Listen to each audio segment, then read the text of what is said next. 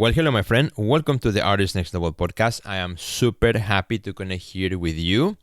Before I introduce my guest for today, which by the way is going to be a really great chat, I want to remind you that the book Crush Self-Sabotage and Live Fully, The Artist Wellness Journey to Confidence and Success is now out. It's available. If you missed my last episode, go check it out. I talk about the book. I sit down here with Dr. Janina. We talk about, what this book is all about, how it can help you in your art career understand your inner critic, which we all have, and how do we kind of line up with our inner critic so that we can achieve the things that we're looking for as artists and achieve the goals that we are setting for ourselves. So check that out. Great book, Crush Self-Sabotage and Live Fully, The Artist Wellness Journey to Confidence and Success. You can now find it in Amazon, and you can also download it as a Kindle version as well. Well, my friend, in today's episode, I have here with me Narimon Safavi. Nari is a great, awesome guy. I met him quite a while ago here in Chicago. He's an innovator. He's a commentator for radio and PR, and he's the CEO of Generative Multilogue. And Generative Multilogue is a brand new project that he has spearheaded and is doing really great. It's about the intersection of creativity, dialogue, and technology. And today we're going to talk about all those three things. And you don't want to go anywhere because it's going to be really, really great. Resources, inspiring interviews, business practices, and practical advice to take your art career to the next level. Join Sergio Gomez in today's Artist Next Level and get ready to take control of your career.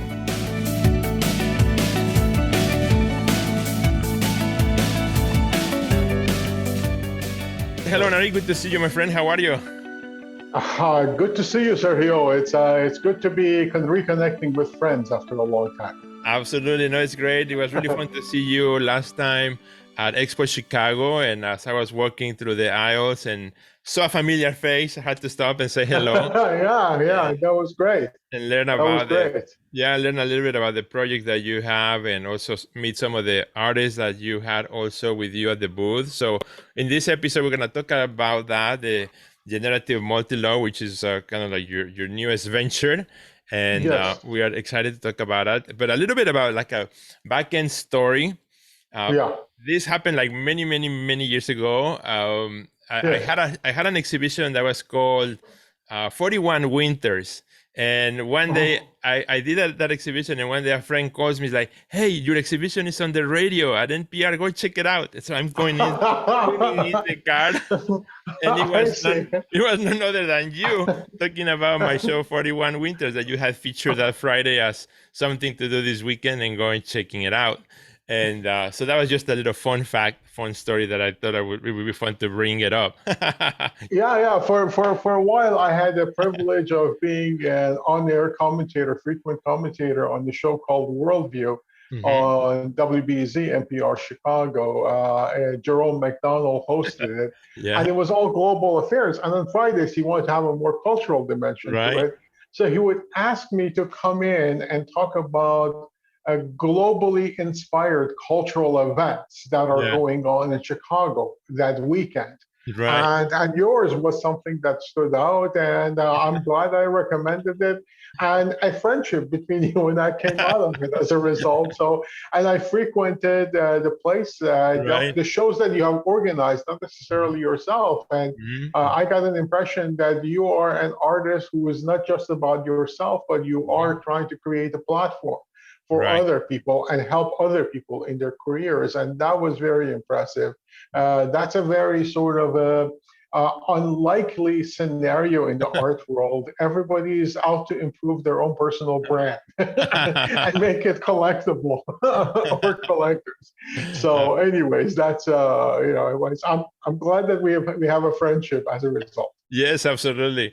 It was quite a nice surprise. But I remember the call, and my friend like, "You're on the radio, go check it out." And so I'm running, trying to find a radio in the car to turn it on. So it was good. But and then over the years, of course, following what you do and running into you sometimes at events and other art exhibitions and so on, it's been great for a while. You've been talking about your passion with arts and culture, technology, and all the new things that are also coming around with technology. And what a great surprise when we ran into you at Expo, and now you already had like these projects happening and going.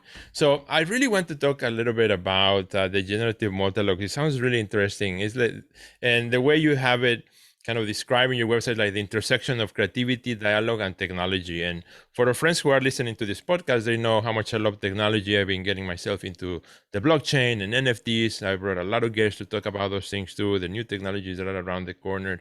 And to me, it's very exciting, when we can bring the conversations around art, around culture, around what's happening out in the world, when we can bring that creative spirit and also align it with technology, right? And see what technology also allows us to do and how that can be part of that conversation. Absolutely, and you're spot on. There are some really interesting possibilities and opportunities that have opened up. And just for disclosure, I'm not an artist, and I don't come as from an art background, and I don't really consider myself a creative person. But I get inspired being around creative people. Mm-hmm. And that's really one of the few things that matters for me in my life, Right. to be proximate to creative individuals like yourself, and try to see if I can play as a non-artist, play the role of creating a platform for them to do their better work. Mm-hmm. And generative multilog is something that I decided to create at this sort of an intersectional approach to creating platforms through creativity, dialogue, and technology, looking at what we could do to induce dialogue amongst creatives, where they can start to use technology to collaborate with each other, Mm-hmm. and expression of creative forms of empathy and dialogue, Mm-hmm. and recognizing the other Mm-hmm. through this collaboration, as opposed to just trying to prove what a brilliant, solitary, creative figure you are. Mm-hmm. It's really more about I am interested in collaborating with other people, and possibly even do some taboo breaking in collaborative projects, Mm-hmm. and try to. So hence I decided to create a new social enterprise called Generative Multilogue, because we are dialogue oriented, but dialogue only goes in two directions. We're multi-perspectival. So Mm-hmm. we want to have a multi-log. And we don't want to be just a talk shop. Mm-hmm. We want to generate action, whether it's cultural action, whatever it is, generate revenues for artists, new ways of generating income for them. And this is where blockchain and NFTs and all of that comes into picture. We are treating this new technological development not as a way of marketing tool, not as a way of creating exclusivity and asking for a higher price, but as a paradigm shifting phenomenon that helps register dialogue oriented work and empathy oriented work. Mm-hmm. So this is a gradual project, it's an evolving project.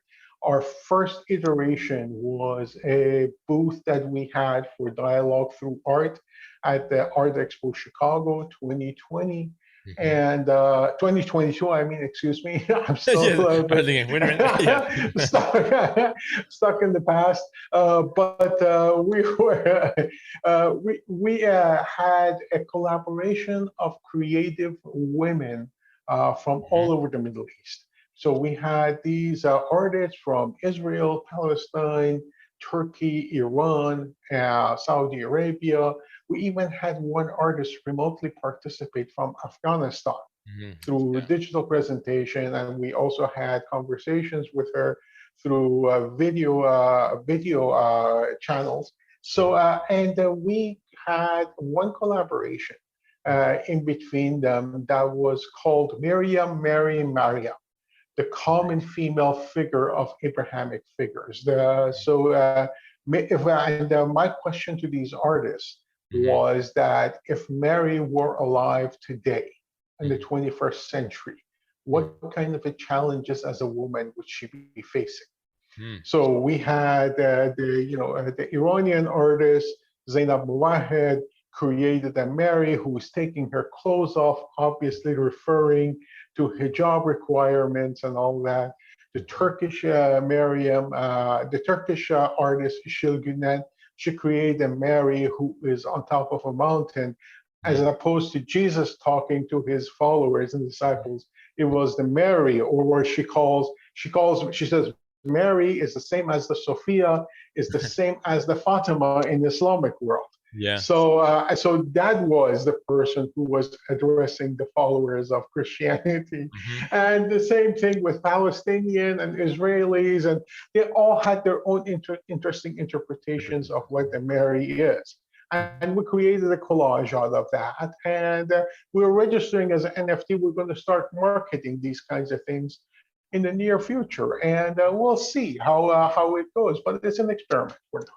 No, and it's a great experiment, and what an exciting place to present that, but in an art fair where you have hundreds of people for 3 or 4 days walking through the aisles and engaging with the project, with the artists. Tell me a little bit about, what were some of the conversations that happened while you were there and engaging with the people, which at least for the time that I was there, it looked like a lot of people were stopping by to talk with you and to see what this was about. And I think that's kind of what the open multilog dialogue, right? You have the artist, you have the curator, but then when we open it up to the public, then we invite the public to bring in also their own ideas, their own baggage, their own history into this beautiful now conversation. Absolutely. Well, we had a whole range of reactions that were really interesting. First of all, it seemed like the numbers came out 38,000 people. Wow. Showed up for the Art Expo. So that was, I don't know how many stopped at our booth, but it was thousands, I can say. Yeah. And we had the artists, and we had last minute cooperation from the State Department to get visas for some of our artists, and they were really magnificent about that. Yeah, because getting visas for artists is a nightmare scenario. Right. Some of our artists who had applied for visas to come to the Expo in April, they were given appointments for interviews for September 2023 to come to the Expo. Difficult. It was really, really horrible scenario, but thank God some of them got expedited appointments, and we were able to get them here, and it made it so much more appealing because we ended up getting tons of media coverage, and BBC showed up. And they interviewed our artists, and they interviewed with me and other people who were involved over there. So it was really great. And they even remotely interviewed the artist who was hiding in Afghanistan. Oh, wow. It was really, it went beyond my expectations. Okay. And actually, some of the galleries that were there were 120 galleries from all over the world. And some of the galleries who were there, they were coming up to me and they were saying, "What did you do? You're getting so much media coverage." And I said, "Well, we're not a gallery. We're more like a social cause of impact of dialogue through art." And she was saying, "Oh, so that's what you are doing." They thought we were like trying to be a competing gallery. And I said, no, we have some interesting artists. They come from countries that are in conflict or under sanctions. Please talk to them. If you want to represent them, please do so. Same with curators who came over there from museums around the world. And the same thing with a group of people that I didn't know they were this prominent and this important, art advisors who represent collectors, several collectors. And they would come and they wanted to talk to the artists, and they would have their notepads and everything and taking notes and everything, and just walked away and would give me their contact information and walked away. And I don't know what's going to come out of that, but a lot of art advisor types stopped by. But one of the interesting reactions that I was getting from general public who were coming in, a lot of people had a very visceral reaction to the concept of NFT, because we had put over there that we're at the intersection of technology and NFTs. And they thought we are, some people think that NFTs are a fraud. And they were just coming and they're saying, "Why are you doing this? This is terrible." Like, I'm sorry, I don't think you really understand what is Sending going on. JPEGs. Exactly. So it was exhausting, but sometimes I just had to deprogram some misconceptions in Yes, people yeah, as to what's going on. And anyway, and my artists, are really genuine people. They're here for a dialogue. We're right. not just trying to sell you some overpriced art. Overpriced monkey Right, right. visual or something. Go around the corner, download your digital wallet, come out. Exactly. Exactly. It was so I learned better that I'm just going to try to not NFT has become a buzzword, Right, so we cannot really for our marketing purposes we cannot really use it as much because you just end up getting a lot of misconceptions right. and resistance while we're really more of a social mission kind of driven organization, and that distracts people from the social aim and the Exactly, from discourse the real aim that we story. Yeah. have. Exactly. But Exactly. that So brings an interesting kind of conversation on how the role of technology, right? And how people understand right. technology and how as Yeah. technology evolves and changes, which now it evolves and changes at a much rapid speed than what it used to Right. be 10 years ago, 15 years ago. Right. Where now it's like if you are not on top of it, you are like left behind very fast. And I Yes. would love to hear also about the role of technology, when you talk with the artists, because you are a world traveler, you work with many artists, you travel around, as Right. well. And tell me Thank you. about how artists are also embracing this new technology or these new ideas of technology, or are they, and some of them are still, of course, learning. And part of what we do here in the podcast is help artists kind of understand the different technologies that are around. But tell me about also with artists that you approach overseas. um Yeah. how do they feel about technology and the rapid changes of what's coming, blockchain and all that? Yeah, it is. It is really fascinating that how everybody, a lot of people are adopting it for their own things. Some of them already are creating NFTs before I even get to talk to them or approach them. But what I am realizing is that some of them are thinking about simply just promoting their own story through these NFTs and their own work, and a lot of these countries that these artists are at, they don't have access to the global art market. Mm-hmm. They're in Afghanistan, they're in Iran, they're in Palestine, they're in Lebanon. Some have legal sanctions against them, and some just have major economic sanctions against them, Right. or economic barriers, just very, very poor, devastated economies. Like Lebanon has a banking collapse. There is no restriction about any Lebanese artists selling art around the world. But they just cannot afford it. Their currency has gone to 5% of what it used to be 2 years ago. Wow. So, Okay. and they're still making income in Lebanese liras, but buying a ticket to travel to a global art fair is going to cost them 20 times as much. Right. So, we can go, if just imagine if we were going to go from Chicago to Art Basel and it was $1,200 ticket. Now all of a sudden it's a $25,000 ticket for you to go. How many artists are going to be able to do Exactly. that? And so you cannot do that, and so they appreciate the fact that you are trying to help create a platform for them Mhm. technologically to be able to demonstrate their work and show their work, and possibly if it works out, you get the sponsors or whatever, you can fly them to Chicago to the art expo and have them come over there and meet with people who could potentially be supportive of their work in the long run.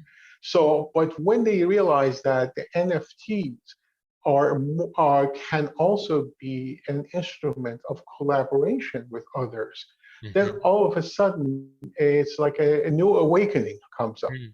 That so I can do it this way, And I can collaborate with these people, and this blockchain is going to basically help register the intellectual property, a component of our collaboration. That it was me and these four other artists from these other countries we did, and we can share the revenues together.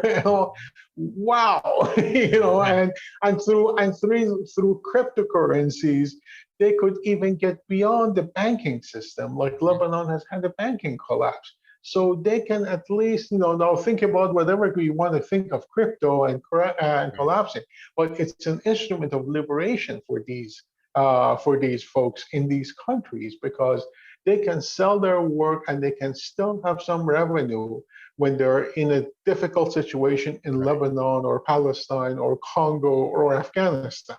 And we're going to go to sub-Saharan Africa for our next iteration of all of this too. So these are all going to be, we're trying to see what we can do to cast these new technological developments as instruments of liberation and driving revenue for these artists in difficult situations. I love that, because then it all kind of comes together, and in a beautiful way, where a lot of times, again, because of the headlines, people may think, oh, the NFT, people just trying to get a quick cash, trying to get a quick return, but it's not that. Yes, there were people who tried to do that. Many of them did a lot of there's a lot of fast buck artists with any new developments. And I always think, every new technology will have, a processing in which it's misunderstood, is misused, and it is also used for good. And over time, things kind of tend to settle down and kind of transition into something that makes more sense for people. And I think, the blockchain is one of those technologies, that right now is still early adoption, still some perhaps confusing for so many. But I think people who are already starting to get it, use it, as a way, like you're saying, to register, or create a work in the blockchain, decentralized, gives already, a lot of benefits to do so. And what I love about the technology too is that, a lot of artists comment at me, so if I make an NFT, does it have to be this, or does it have to do that? And I'm like, no, right now, the possibilities are endless. You can imagine what it can be and what it can do. There's no like a rule book, like, an NFT must be an animated GIF. No, it can be a sound. It could be a video. It could be a collaboration that you made with somebody. It could be my book that we just wrote, with my wife. So it could be so many creative endeavors that can be, conceptualized as an NFT and be part of the blockchain. That I think we're gonna see a lot of really cool things happening. Yeah, actually, our partners that we chose to help us issue the NFTs is a company that's based in London. And these folks are really fascinating group of people. Their background is actually in producing stage plays in London. Wow, they produce theater. And they have teamed up with these professors of blockchain technology at at King's College in London. And they were first trying to produce NFTs for live performance. And when they found out about what we're doing, I interviewed several other companies to help us produce the NFT, to outsource the technology side of it to them for our expo. And these guys, even though they were not necessarily the best for painting or whatever, I just conceptually, I fell in love with what they're trying to do. And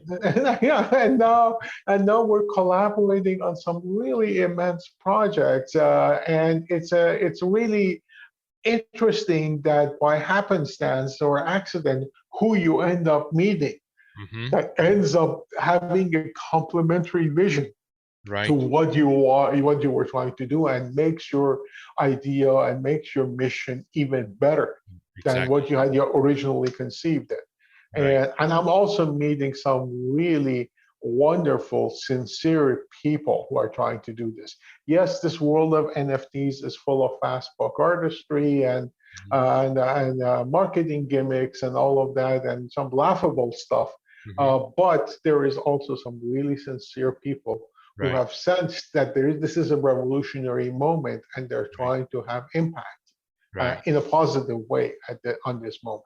No, I love that. I love it. That is so exciting to hear and to see how you're using it and how the artists that you're bringing along are also being part of that. And that kind of brings me to the next thing I want to talk about, as we start going towards the wrapping up the program, but also, so what is next for you for Generative Multilogue?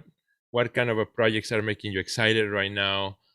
What should we expect, next? Well, I'm thinking about, what I have not even began to conceive as to the limits of where these Right. digital collaborations could go to.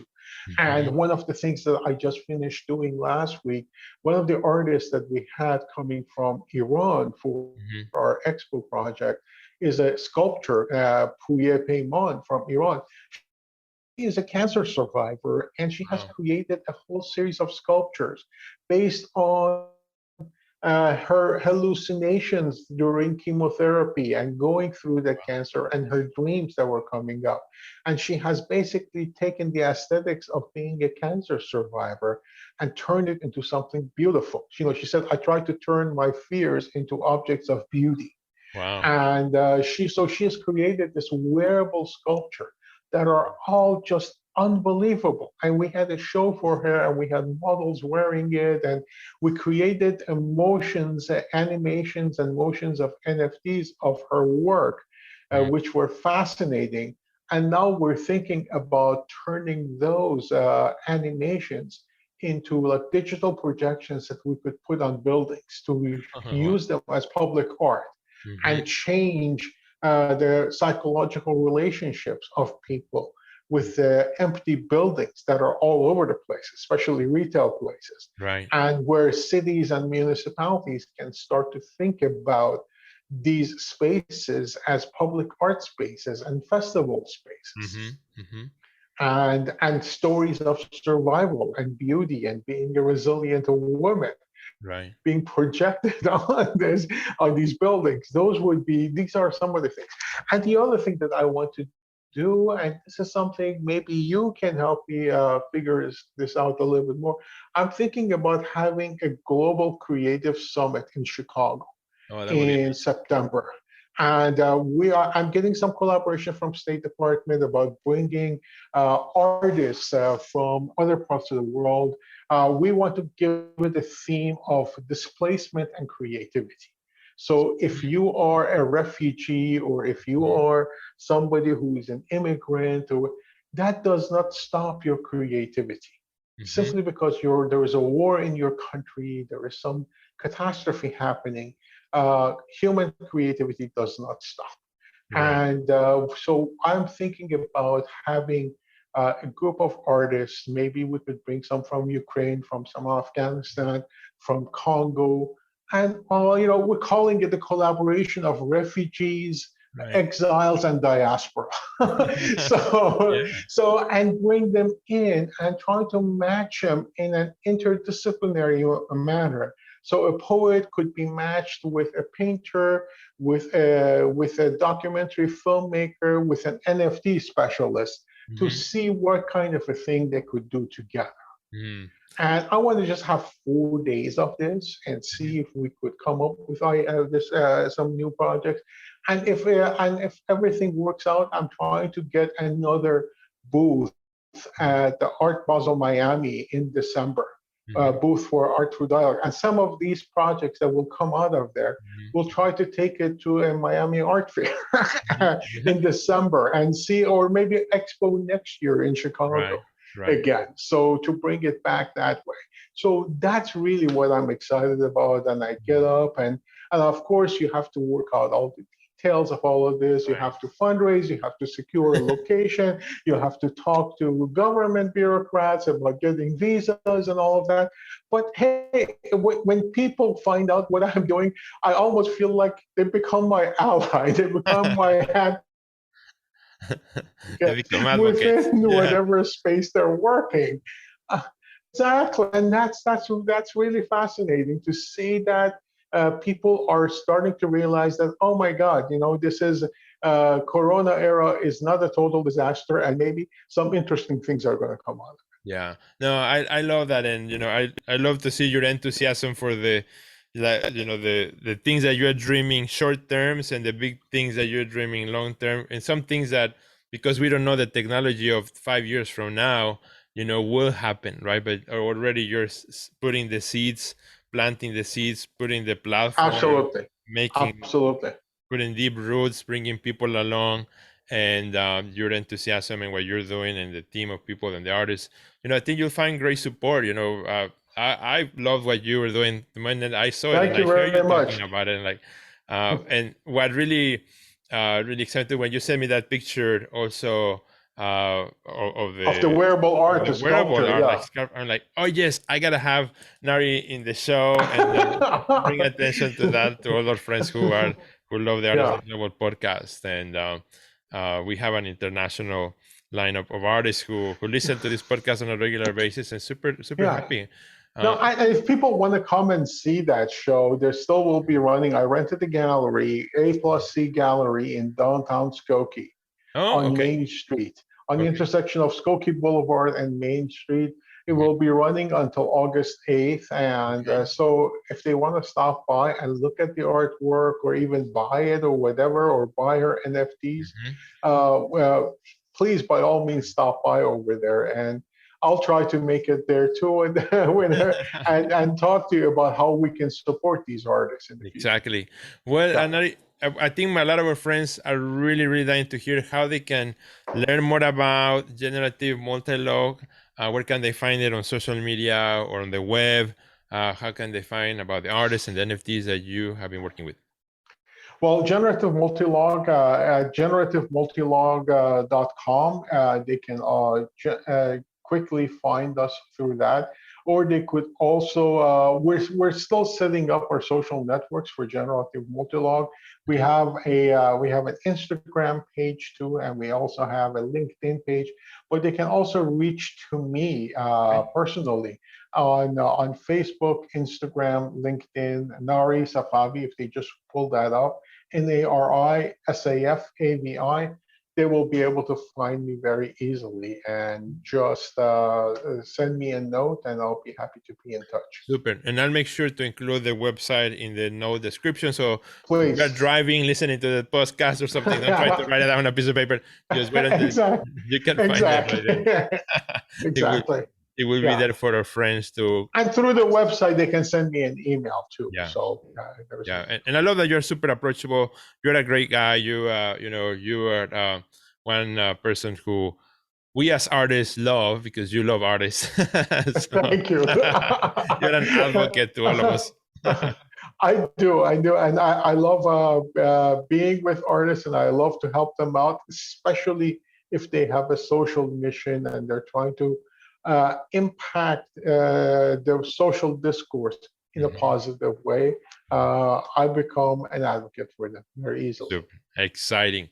Well, Nari, thank you so much for joining us today here in the Next Level podcast. Thank you for your time. We wish you great success. I know you're going to be traveling very soon, so wish you also safe travels. You are a global citizen, as they often call you in the radio. Yeah. If you guys want to, you can meet me in Istanbul. I may put an informal gathering of artists together in Istanbul. If you want to meet some artists from other parts of the Middle East, I'm not sure who's going to show up. This is a last minute thing, but late July I will be in Istanbul. So if you want to come by. That's exciting. I'm sure we can find that in your social media, as you also do your travels and reporting on that. So thank you so much, Nari. I want to invite all our friends, as you listen to this podcast, do us a big favor. Nari and I will be super excited if you click on that little button that says share this episode, share it with your friends. If you have other artists who you would love to share this episode, please also send them the episode, and it will make us super happy. So thank you so much, and I will see you, my friends, in the next level. Goodbye.